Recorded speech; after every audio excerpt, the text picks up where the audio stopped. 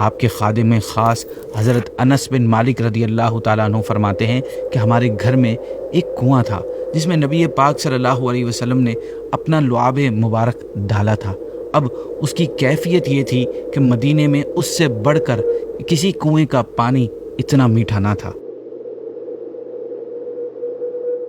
السلام علیکم ورحمۃ اللہ وبرکاتہ۔ ناظرین، ویب سیریز حضور صلی اللہ علیہ وسلم کی خوبصورتی کی آج 5th ایپیسوڈ ہے۔ اس ایپیسوڈ میں ہم نبی کریم صلی اللہ علیہ وسلم کے منہ مبارک، لعاب دہن یعنی تھوک مبارک، اور دندان مبارک یعنی دانت مبارک کے حسن و جمال اور خوبیوں کے بارے میں سنیں گے۔ ایپیسوڈ میں جو بھی قرآنی آیات یا روایات بیان ہوں گی ان کے ریفرنسز آپ ویڈیو کی ڈسکرپشن میں جا کر چیک کر سکتے ہیں۔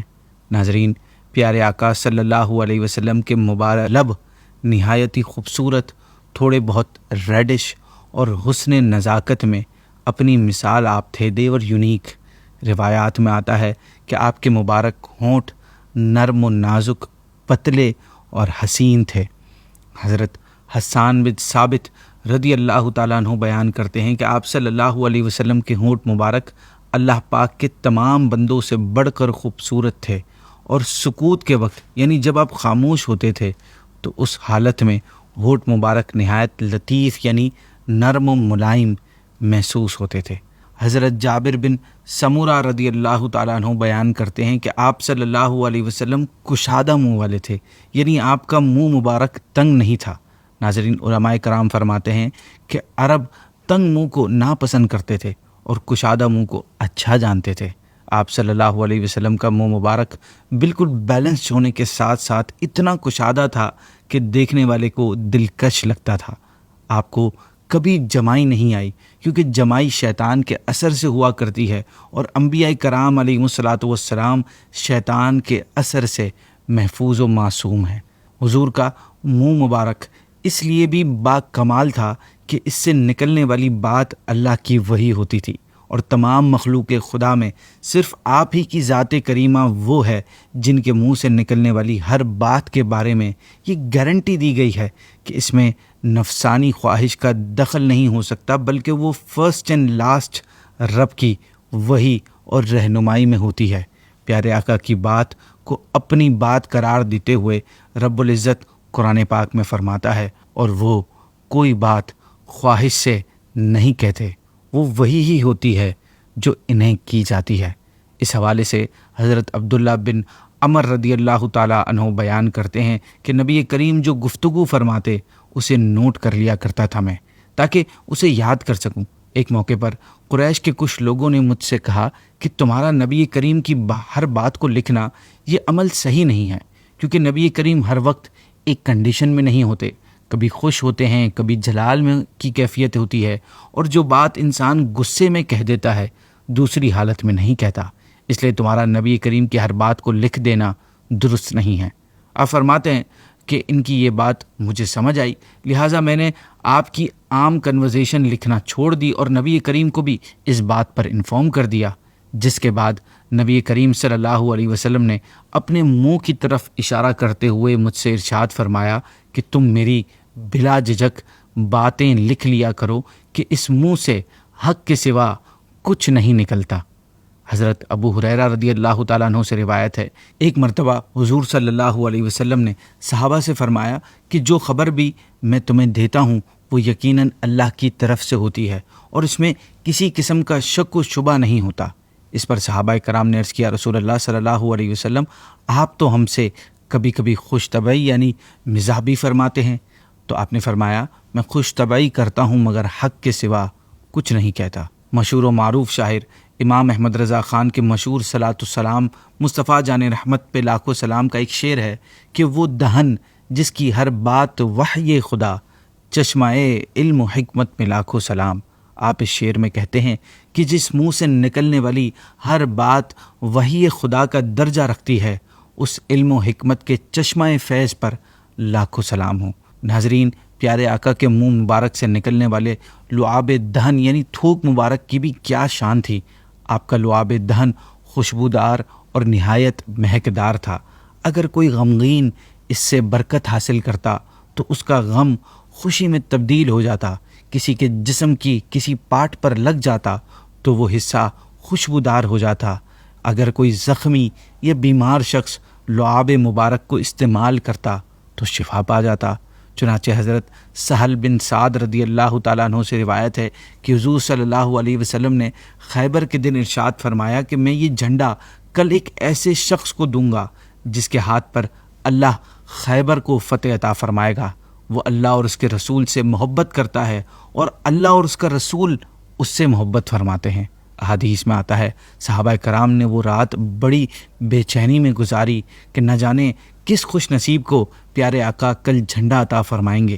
جب صبح ہوئی تو آپ نے صحابہ سے پوچھا علی بن ابی طالب کہاں ہیں؟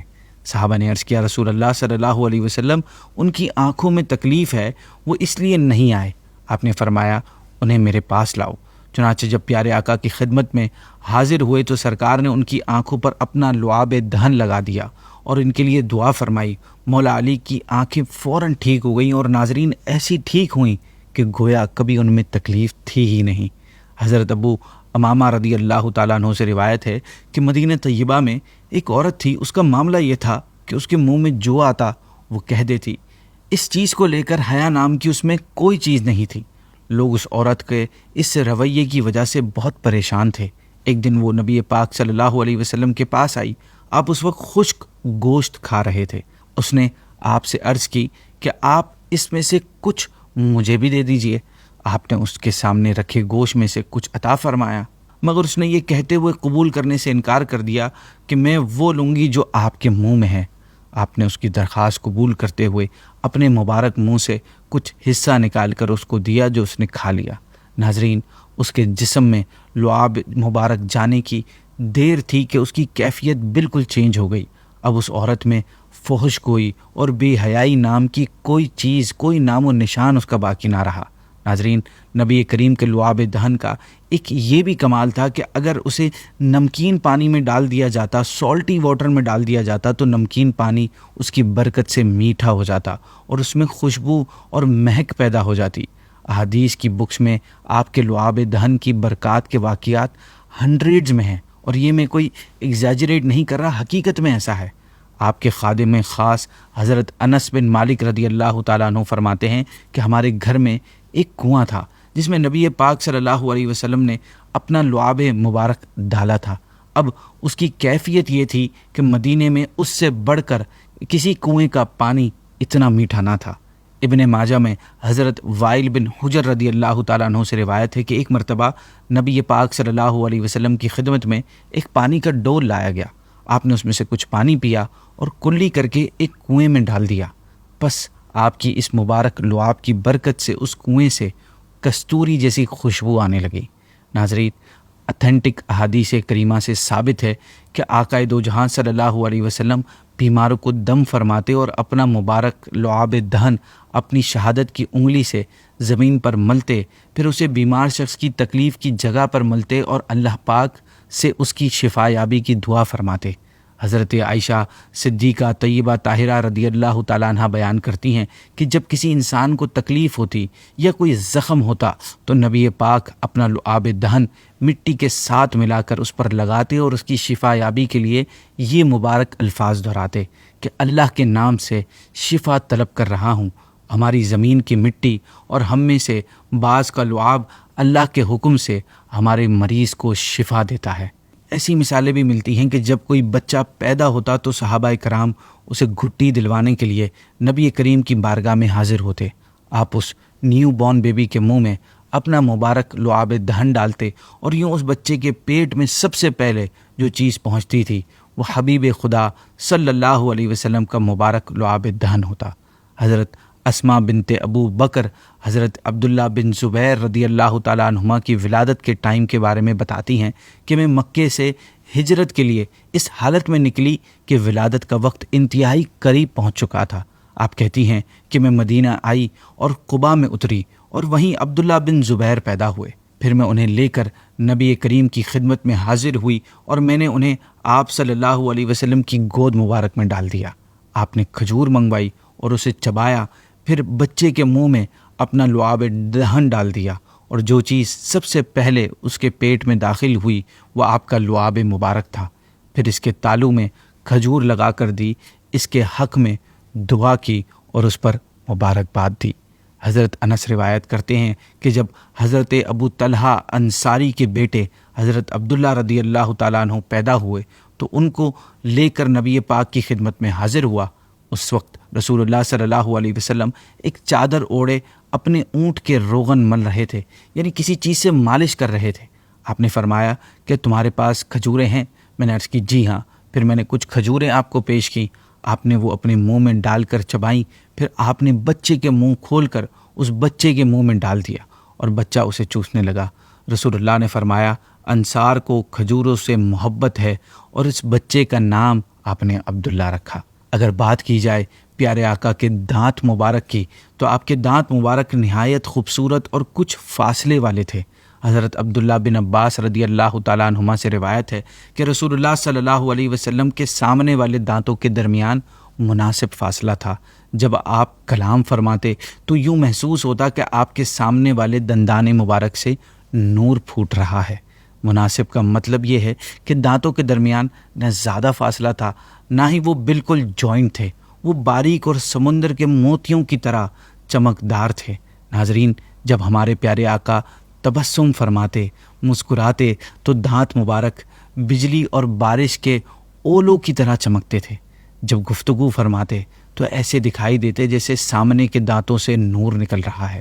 اور کیا ہی وہ حسین منظر ہوگا جب آپ مسکرا رہے ہوں گے اور آپ کی خوبصورت دانت اپنا جلوہ دکھاتے ہوں گے۔ آپ کی مسکراہٹ کے بارے میں اماں عائشہ فرماتی ہیں کہ میں نے حضور کریم صلی اللہ علیہ وسلم کو کبھی اس طرح کھل کر یعنی کہکا لگا کر ہنستا نہیں دیکھا کہ آپ کا حلق مبارک نظر آئے، آپ صرف مسکرایا کرتے تھے۔